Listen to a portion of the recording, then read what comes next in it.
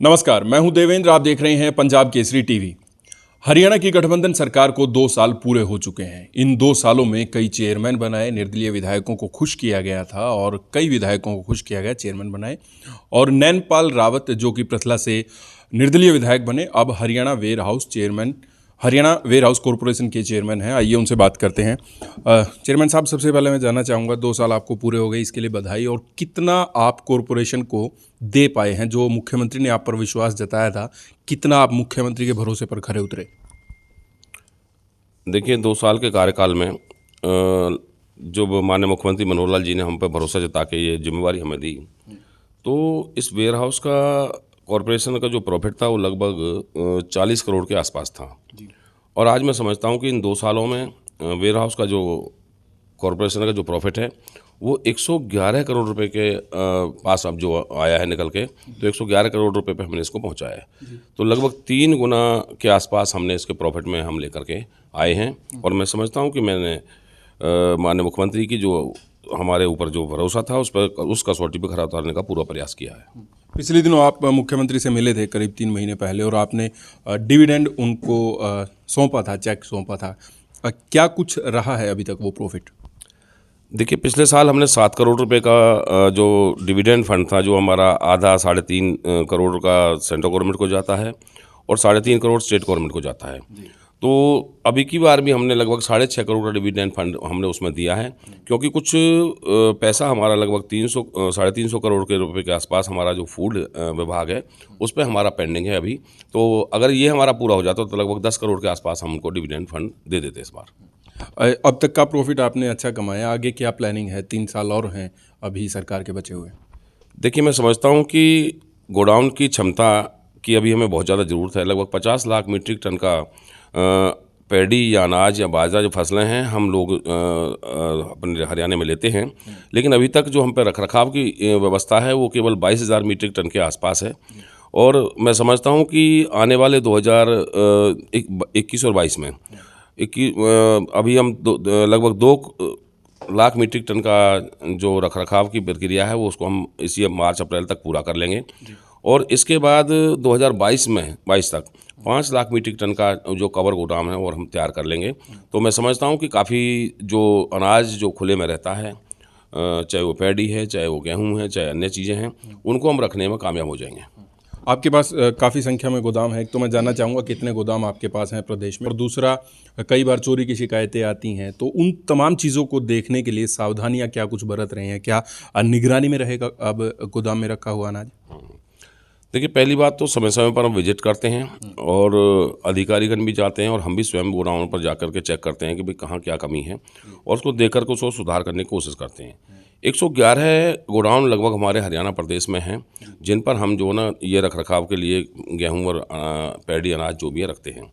और 22 गोडाउन हमारे अभी अंडर कंस्ट्रक्शन हैं, जिनमें से लगभग 2 लाख मीट्रिक टन के जो गोडाउन हैं वो हम मार्च अप्रैल तक पूरे हो जाएंगे।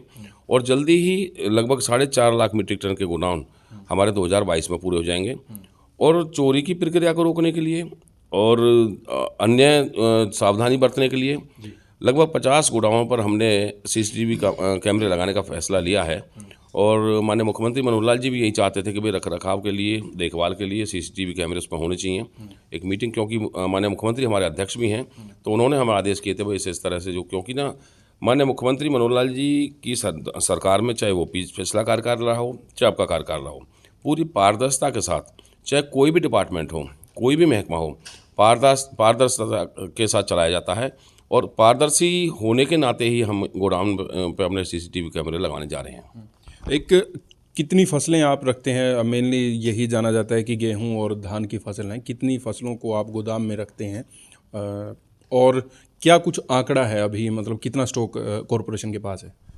देखिए, वैसे तो पहले गेहूं और बाजरा ही मेन होता था, लेकिन अब हमने दाल, कपास और अन्य जो लगभग 5 तरह के प्रोडक्ट हैं जिनको हम अब रखरखाव उनका रखते हैं। और चाहे वो हैफेड का है, चाहे हमारा FCI का है, जो भी वहाँ से जो खरीद होती है जो हमारे पास रखते हैं, तो उनको रख करके हम अपना किराया उनसे लेते हैं। और आंकड़ा क्या है कि कितना स्टॉक है धान का, गेहूं का? और कई बार जैसी शिकायतें आती हैं कि धान की फसल खराब हो गई, गोदामों में पड़ी हुई, सड़ गई या चूहे खा गए, इन तमाम चीज़ों के लिए क्या कुछ आप प्लानिंग है? देखिए, डिपार्टमेंट के अलग अलग स्टॉक हैं, कि एफसीआई का कितना है, फूड का कितना है, या अन्य हमारा अपना कितना है, तो वो अलग अलग रिकॉर्ड हैं। और रखरखाव के लिए जो लॉस गेन है, 1% का हमें जो उसकी छूट होती है, अगर उससे ऊपर का कोई लॉस कहीं जाता है किसी गोडाउन में, तो उसके लिए हमारे जो अधिकारी या कर्मचारी हैं वो उनकी जिम्मेवारी होती है, उनको रखना होता है।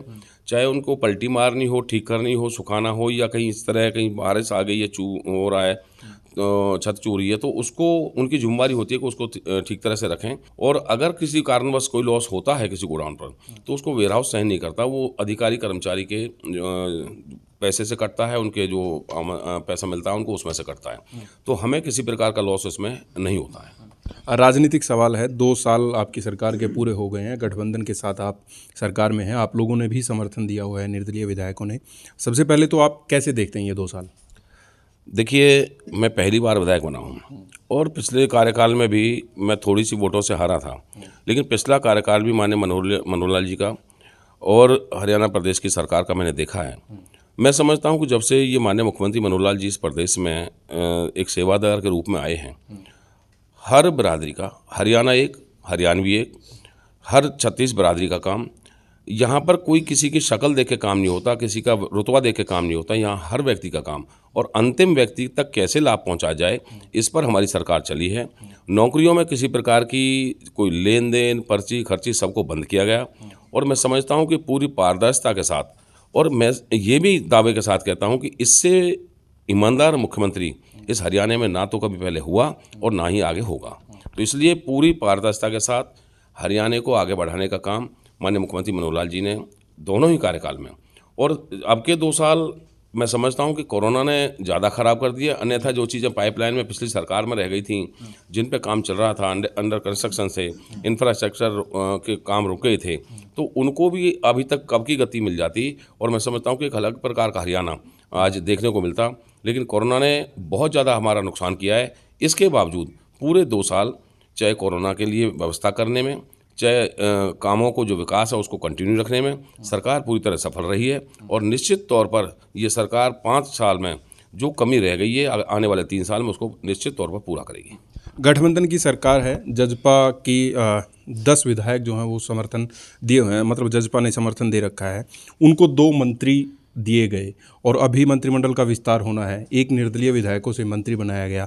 जिस तरीके से मुख्यमंत्री ने आप पर भरोसा जताया और चेयरमैन बनाया, अभी आपको लगता है आपकी परफॉर्मेंस के हिसाब से निर्दलीयों में से भी एक मंत्री बने और आपका नाम आएगा? देखिए, मंत्रालय एक ऐसी चीज़ है, ये सबको अच्छी लगती है, अपनी प्रमोशन भी सबको अच्छी लगती है, लेकिन ये माननीय मुख्यमंत्री मनोहर लाल जी का क्षेत्राधिकार की बात है। उनको जो भी बेटर लगेगा, जो भी सरकार को सहूलियत से चला पाएंगे, प्रदेश के लिए अच्छे काम कर पाएंगे, महकमे के लिए अच्छे काम कर पाएंगे, तो माननीय मुख्यमंत्री निश्चित तौर पर उनमें से अपना एडजस्ट करेंगे। वो किसको लेते हैं, किसको छोड़ते हैं, ये उनको देखना है। कौन जेजेपी से आएगा, कौन बीजेपी से आएगा, कौन निर्दलीय से जाएगा नहीं जाएगा, तो ये माननीय मुख्यमंत्री महोदय का क्षेत्राधिकार है, और ये उन्हीं को देखना होता है। बहुत बहुत शुक्रिया। नैनपाल रावत पृथला से निर्दलीय विधायक और हरियाणा राज्य भंडारण निगम के चेयरमैन मेरे साथ थे। उन्होंने 2 साल पूरे होने पर अपने निगम के लिए क्या कुछ काम किए हैं और निगम की आगे क्या प्लानिंग है, तमाम चीज़ों पर बात की, साथ ही राजनीतिक बातें भी की। मैं हूं देवेंद्र, देखते रहिए पंजाब केसरी टीवी। नमस्कार।